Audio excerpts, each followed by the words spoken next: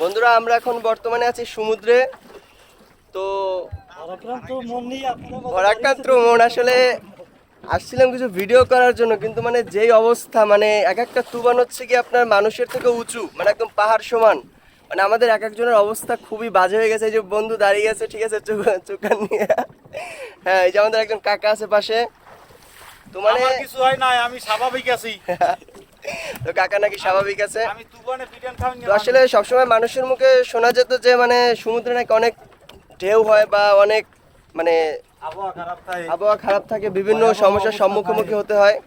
তো আজকে নিজের চোখে দেখার জন্য চলে আসলাম, কিন্তু মানে আসলে এ জায়গার অভিজ্ঞতা খুবই বাজে। যাদের হচ্ছে গিয়ে রেগুলার আসার অভ্যাস নাই, বা এটা হচ্ছে সম্পূর্ণ অভ্যাসের উপরে ডিপেন্ড করে, তো মানে তার আসলে আইসা বেশিক্ষণ টিকতে পারবে না। তো আমাদের এক একজনের অবস্থা খুবই খারাপ, মানে মাথা ঘুরতেছে একদম, মানে বেহাল অবস্থা। মানে এত পরিমাণ ঢেউ, এত পরিমাণে যদি আপনি একটু দেখেন, একদম মানে বসে থাকার মতো কোনো স্কোপ নাই।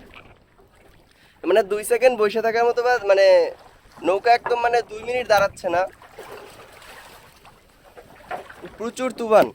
তো ভিডিও আসবে, আপনারা সবাই চোখ রাখবেন, আশা করি দেখতে পাবেন সব কিছু ভিডিওতে।